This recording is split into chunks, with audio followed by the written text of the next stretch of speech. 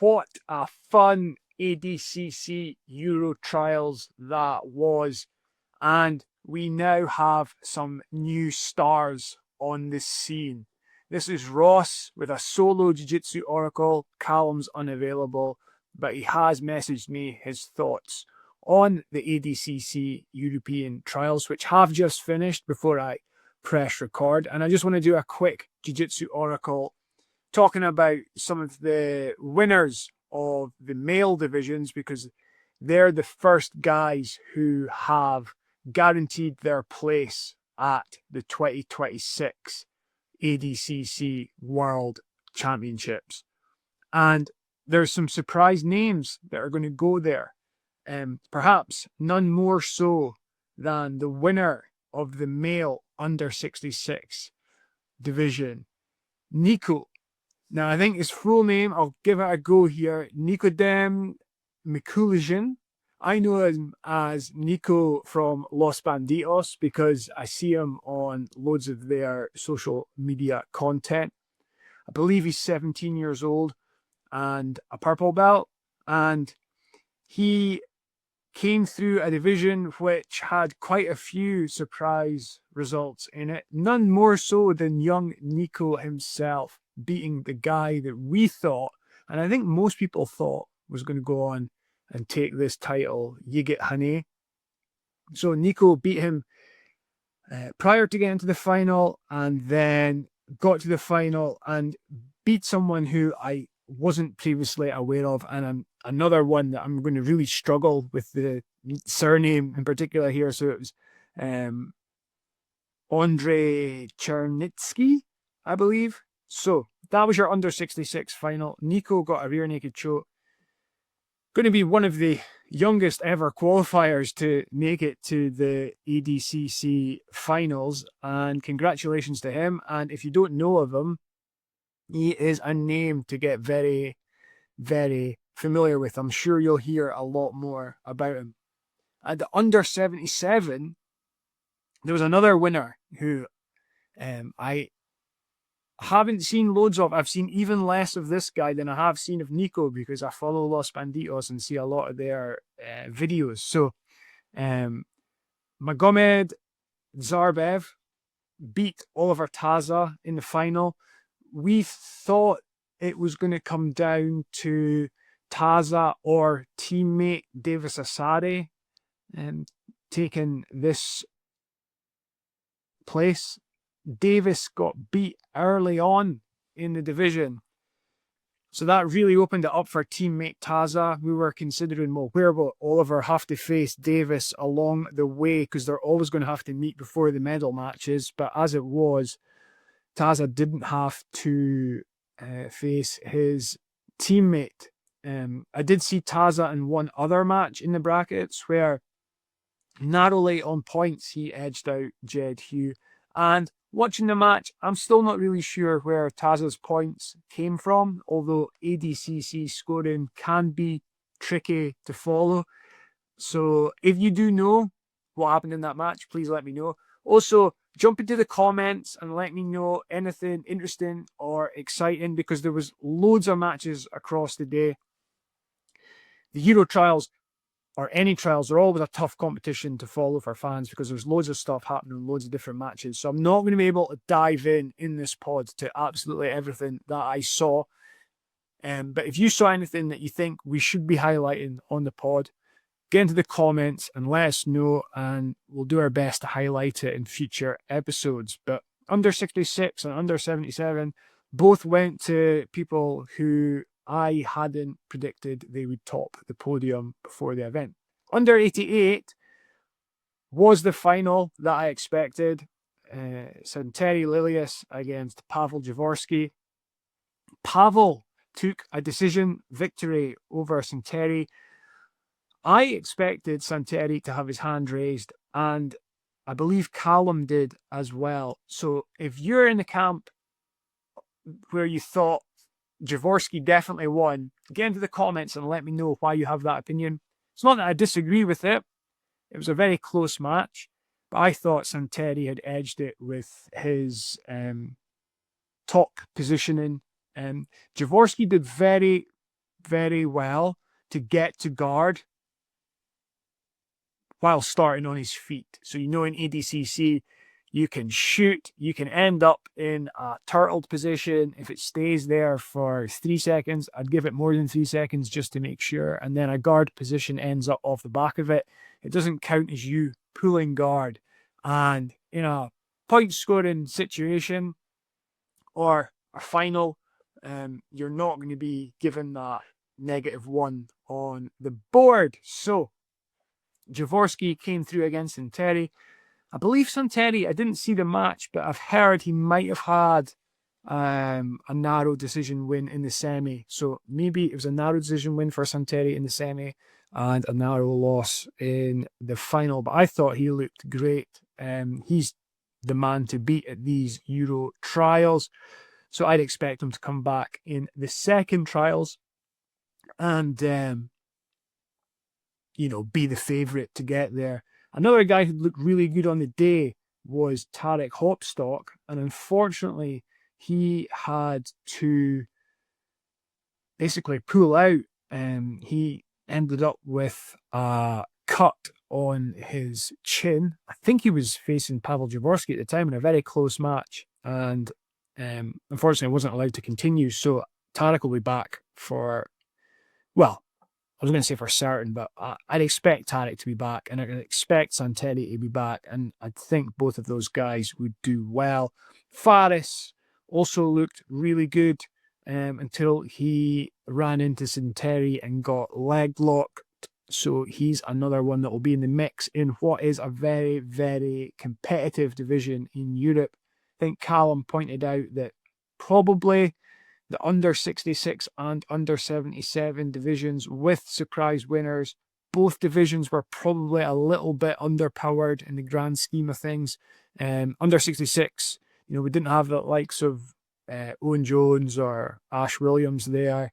Under 77, no Mateusz Jasinski, even although he signed up and was going to give it a go, he's not that long off surgery to, I think, repair a bicep tendon injury and was given medical advice not to compete. So he'll be no doubt in for the second trials, which looks like they could be deeper than this one in a couple of divisions, but like 88, that was a really good bracket. Under 99, again, a final that I expected. Declan Moody, probably one of the form grapplers in the world just now. He's looked fantastic every time I've seen him recently. And then Marcin Machulovic. Hopefully I've done a better job at pronouncing his name than I have done in previous pods. And Declan won by rear naked choke. If memory serves me right from what I read before this pod, Declan went through the event by winning by all subs, which, again, talk about the form that this man's in. That's a fantastic performance. Marcin looked great in his matches, but just Declan's passing was too powerful for Marcin, and he managed to break through a couple of times and then eventually took the back and sunk in a rear naked choke. And then talking about powerful passing performances, Mark McQueen, friend of the pod, previous training partner at my gym, SBG Aberdeen, managed to see him a couple of months ago when he was visiting Scotland and he came up to do a seminar. Mark's been out training in Texas at New Wave or Kingsway. I guess Kingsway now, right? We'll just go with that name. And he put on a tremendous performance. Previous trials winner, so he's now a 2-time trials winner. And his toughest match on paper looked to be against Heikki Jessala, who's a previous trials winner. And for some reason, they were paired up in the first round together. But I tend to think from Mark's perspective, and yeah, of course, favouring Mark in this because he's a friend. I thought it's a big hurdle, but if he can get over that first hurdle, he's off and running. So he had the first match against Heikki, won convincingly on points, and then the other big problem on his side of the bracket was Franco Pana, and Mark I believe it was a semi-final he had to face Franco. And again, like, they've had a match before, and they're always like wars of attrition. Both guys are like incredibly hard to move around, to take down. So it was a real battle on the mats. What I will say is, like, for a wrestling battle like that to be exciting, like if you have a friend in the match, or if you have someone that you're really rooting for, and there's high stakes on the line, qualifying for an ADCC World Championship event, then that makes the match very exciting. So for some of you, you might not have found that match as exciting as I did, but I was, quite entertained and excited while watching it. So, great performance from Mark. I thought he looked brilliant throughout. It's probably the best we've seen him. Very composed, good wrestling, saw some takedowns, brilliant guard passing, very composed on top. So, Mark makes it through to his second ADCC Worlds. And then I'm not going to dive into the women's divisions because they don't qualify for the Worlds with the first regional trials. It's the second regional trials that get them there. So I can shout out the division winners: plus 65, Jessica Tortilla; under 65, Yana Goodman; and under 55, who was the grappler I saw the most in the women's divisions, Anna Maildomo. That's where my terrible handwriting is a bit of a curse, because I'm trying to read a difficult name off my notes there, so I may well have got that wrong. And I think she may have gone all subs, and I think in the final she may have got a Muirlock, if memory serves well. It's been a long day. There's been a lot of grappling matches on.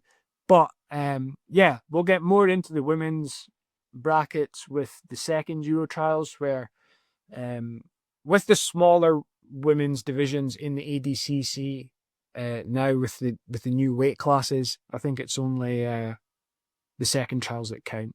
So shout out those guys for getting through and winning.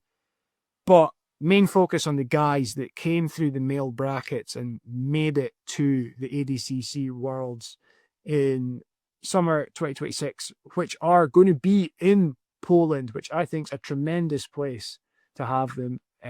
Polish fans, if you watch the likes of KSW MMA, like, they're very passionate, and I think we've been to Vegas, and it seems to me that Vegas might be played out a little bit from what I read and what I hear. Very expensive, doesn't quite have the lure that it did. So I think it's good that we're moving the trials around, the finals around to different places, and I think Poland will be a great place to have them. So that all said, I told you it was going to be a quick Jiu-Jitsu Oracle, just to give credit where credit is due to the guys that made it through to the finals. But get into the comments and let me know what I should be watching if I've missed it, or what I should be shouting out if I haven't done it on the pod yet, or any highlights that need to be watched.